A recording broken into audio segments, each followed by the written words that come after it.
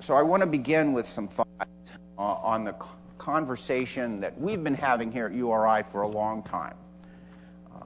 I think a thoughtful conversation, a pointed conversation, a deliberate conversation, followed by a lot of work as well. So it's not just been talking. And that's around the issue now, which is a national issue that we've spoken about before, and that's the issue of cost and affordability and access for public higher education.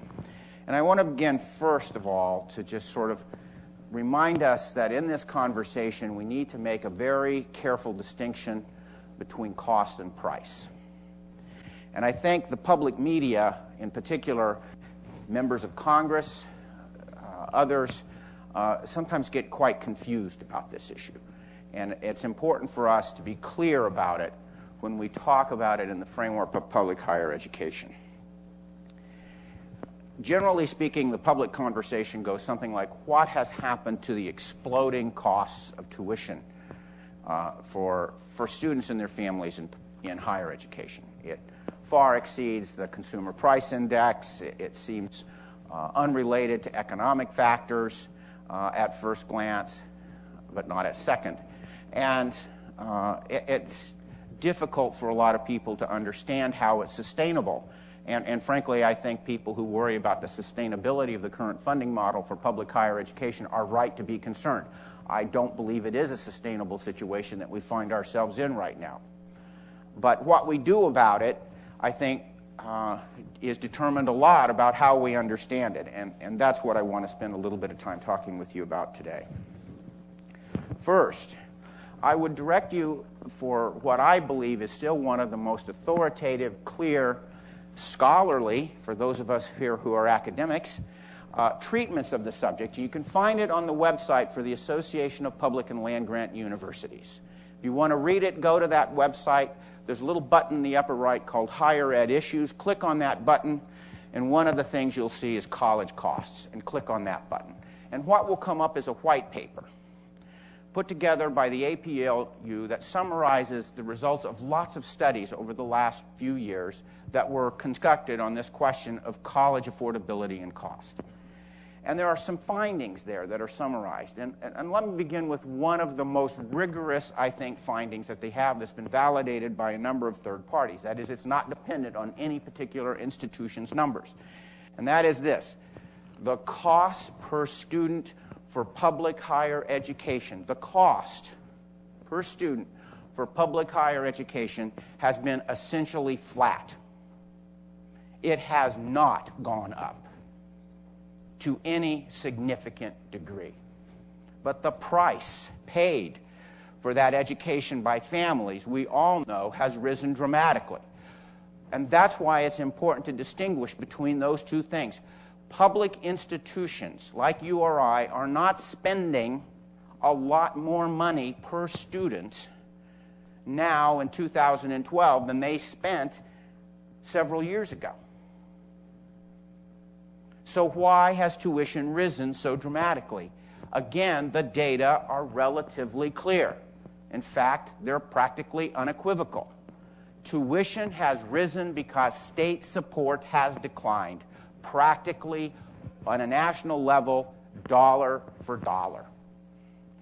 And when we go and we talk about the state of college affordability, or when we read, pardon me when I say this, misguided editorials like those which ran in the Providence Journal on Saturday, what we see is a profound misunderstanding of that very simple fact.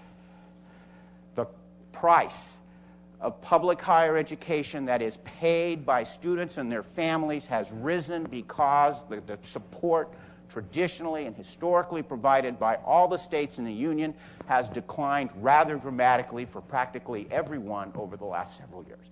And those costs have been shifted from the taxpayers and the state overall to the families. It's basically a cost shift that's taken place from a broader base of those who pay to a much smaller base of those who pay. And obviously, if you're spreading the cost of higher education out over several 100,000 taxpayers, as compared to a few thousand students,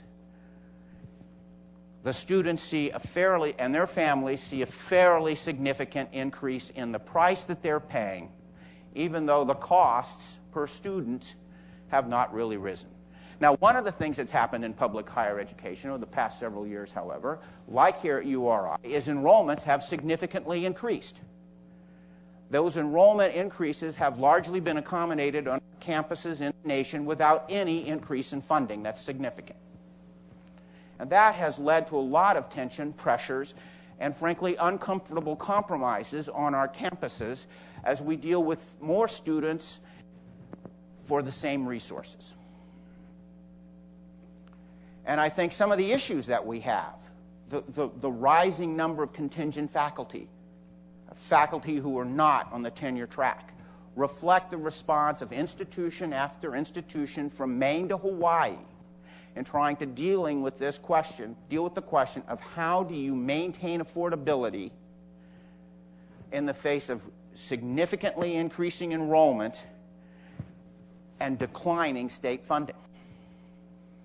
That is the position that the University of Rhode Island and many, many other colleges, research universities, community colleges, and other institutions of higher education face in the United States. At URI, when we've done the analyses, we can show that the tuition, I presented this to RIPEC, and actually they understood it quite well, is if you look at our tuition increases over the past several years, those tuition dollars have gone to two places. They have replaced state dollars that have gone away, and they have increased financial aid. That's what we've spent the money on.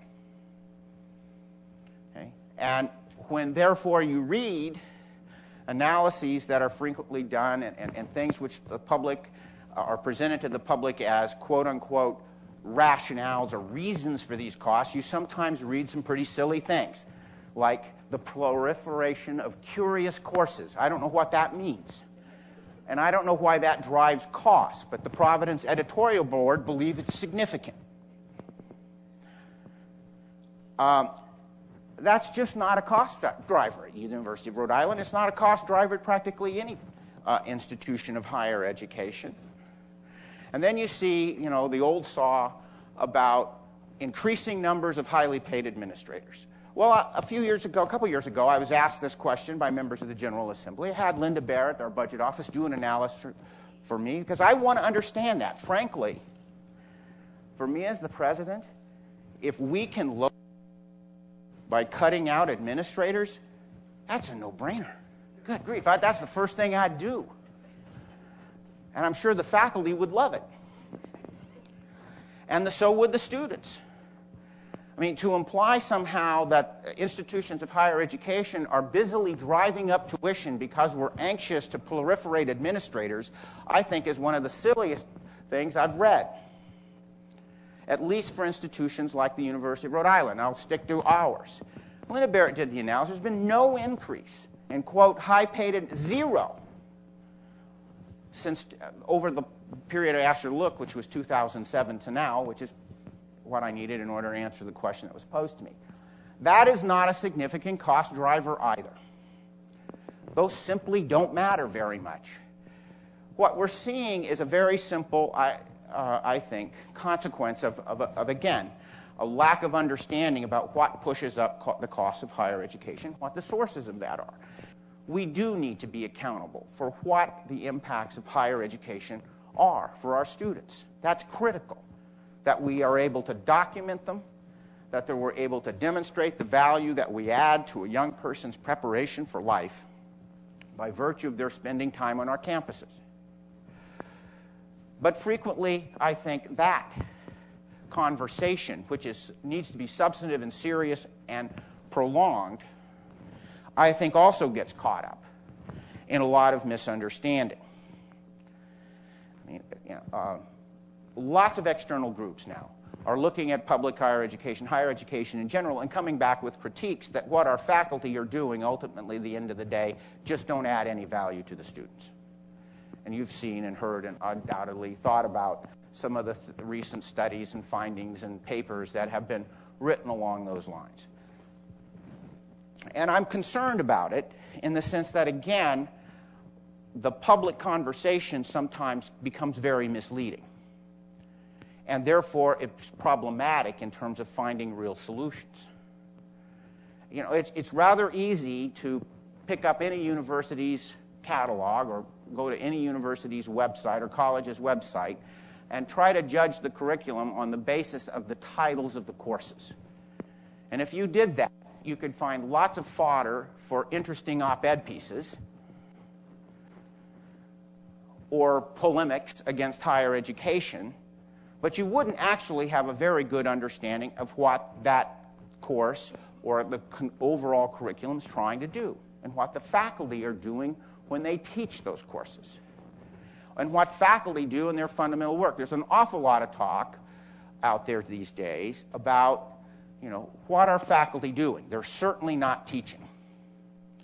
And again, the idea is you go and you look in a college catalog and you see a whole host of 3-credit courses that are taught 3 times a week for an hour, and you add up how many of those an individual faculty member may teach. Maybe it's 2 or 3, and let's say it's 3 per semester, and that looks like 9 hours a week. And then the question then becomes, well, what's that person doing for that salary all the rest of the time? And shouldn't we can be able to control costs? This is where this comes back to. Costs for public higher education by simply asking these professors that are spending 9 hours a week in the classroom to spend 12 hours a week or 15 or even, oh my God, 18 hours a week in the classroom. Isn't that fair? Wouldn't that cut our costs dramatically if we demanded that professors do that? Again, a very simplistic and very profoundly mistaken analysis of what a professor does and how they spend their time. It's literally like looking at a trial attorney and saying the only time that trial attorney is actually working is when they happen to be standing in front of a courtroom talking. And none of the other things that person may do to prepare for, assess, and then build on what they've done in that courtroom counts. And that's, again, partly on us. We need to explain better what it is our faculty do, why they do it, and what it's important. So there is a communication issue that we need to address in this. And I think it's a communication issue that all of us in higher education need to be concerned about. Because the level of public misunderstanding about this question is, I think, in many instances, profound. One of the things that was suggested recently is maybe the University of Rhode Island should look to freeze tuition, like the University of Maine, for instance, has announced that it will freeze tuition. That's a very laudable goal and an important step, and I applaud the University of Maine for doing it. But if you go on to the University of Maine's website, you find a very remarkable statement. 36%, remember that number, of their general budget is provided by the state of Maine. Quite honestly, if 36% of our budget was provided by the state of Rhode Island, we wouldn't be raising tuition either. In fact, we could wipe out the projected 9.5% tuition increase for Rhode Island residents next year for $10 million, which is less than half the money the state has subtracted from our budget over the last several. Yeah, believe me, I'll take 36% state support and I'll freeze tuition. Done. Now, it's not going to happen, and I'm not blaming our General Assembly for not doing it, because they have a whole set of tough problems to solve. And depending on what the courts finally decide to do with pension reform, those problems may get much bigger very quickly. Because even with the difficult situation they're in now, remember, that's with a lot of immediate savings that they're counting on as a result of the pension reform activities, decisions that they made. Tough, difficult decisions, we know, that they made last fall.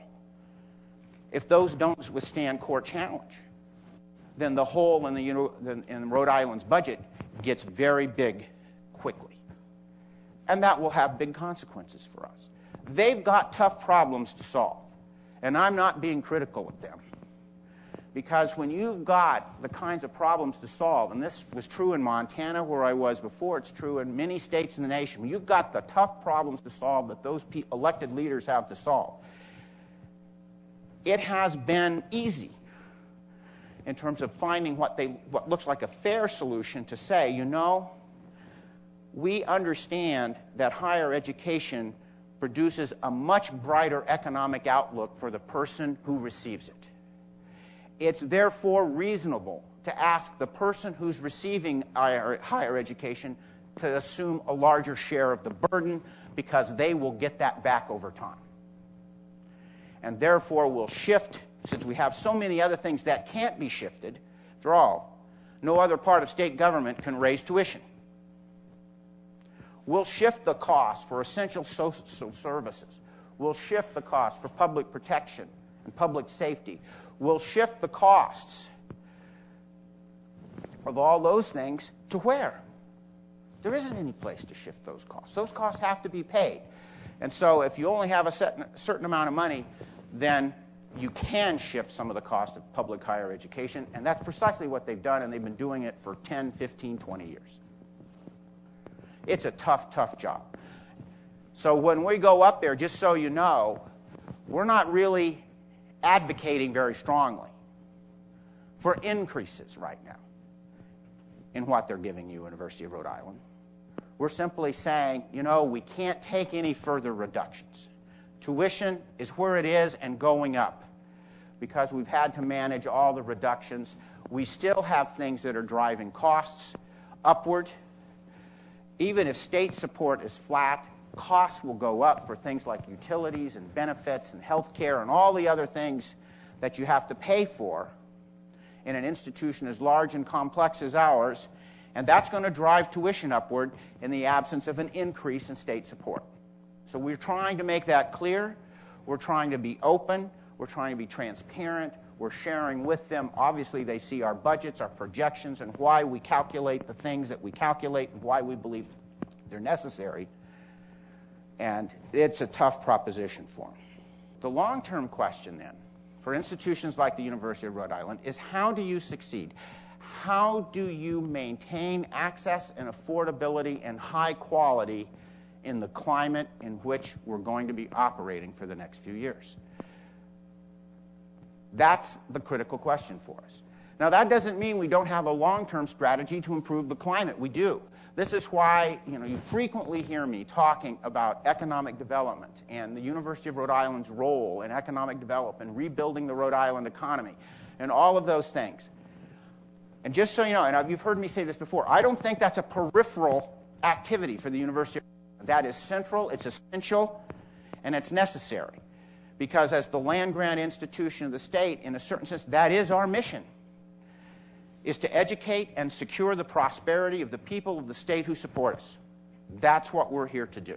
That was the land-grant vision I talked about with you the last time we had one of these conversations. But it's also important to us because in the longer run, the only way we're going to create a climate where the public is in a position to support public higher education more robustly than it does now is to improve the economy. People have got to have jobs. People have got to have incomes. Businesses have got to prosper and grow. And only if that happens will, I think, our elected leaders be in a position to come back to the University of Rhode Island and other institutions of public higher education and say it is possible to systematically begin to reinvest and continue this economic engine that you've helped us get started again here in Rhode Island. When I say we need to remake undergraduate education at URI, this is one of the reasons.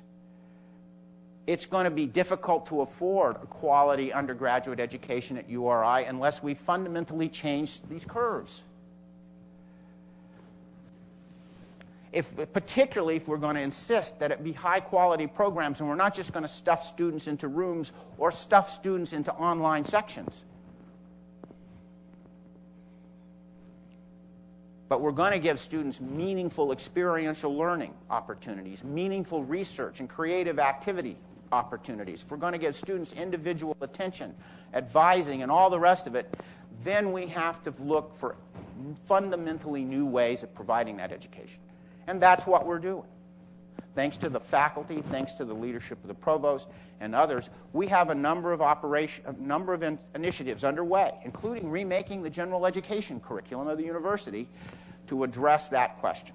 We need the state to be a partner with us because, as you've heard me say before, one of the issues that we have to deal with is the state structure right now was one that was put together when the state of Rhode Island paid 75% or more of the cost of educating an undergraduate, not when they pay less than 20% of that cost.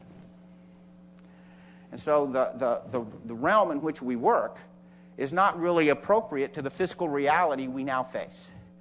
And that's something we have to be attentive to going forward. How do we prepare ourselves for the future to educate the students the way they need to be educated, to provide for them the quality they seek? Because, you know, there's one thing worse than graduating with a lot of student debt, and it's a lot worse, and that's graduating with student debt with no prospects. You know, Smart Money magazine, I know its averages and its aggregate, and there are many students whose individual stories do not line up with the rosy picture. But it is true, nonetheless, overall, that the University of Rhode Island is a fantastic return on investment for students. Best in New England of the institutions that were surveyed, 13th best in the nation amongst the institutions that were surveyed in return on investment, measured by simply how much a student will earn compared to how much they paid for the education. That is something to be proud of. That's what we have to protect. Because if a student can graduate from the University of Rhode Island, even if they graduate with debt, but that debt load is manageable and repayable over the first several years of their career, and they get a position that enables them to do that and still have the standard of living that they aspire to and feel they've earned by virtue of all their hard work at the University of Rhode Island and elsewhere, that's okay. That's okay. That's okay. Because they're investing in themselves and they're getting a return on that investment over the course of their lives. But we also have to worry very much about how do we maintain that position, and we have to worry very, very much about what do we do with students who don't hit that mark, who graduate with debt and do not have the same opportunity as some of our other students do. How do we address that? How can we help them? How can we minimize the costs that they have to pay, the price that they're bearing as they go forward? And that is something that all of us need to be thinking about and working on. We're doing that. I applaud especially the faculty for really taking on a lot of these issues about how we do undergraduate and graduate education better and provide the quality that the students need in order to be competitive in a 21st century global economy, because that's where they're going to be working. A group of us just met with a local pharmaceutical company that's expanding here in Rhode Island a lot. You know, they're going to fill 50 positions this year. We need to make sure there are URI students prepared to apply for every single one. And that's part of the reasons that we're so interested in working as closely as we can with the private sector here in Rhode Island, is we want to understand what they need, what they're looking for, what their employees' skills need to be, so that we can make sure there's a URI student ready for every opening that they've got.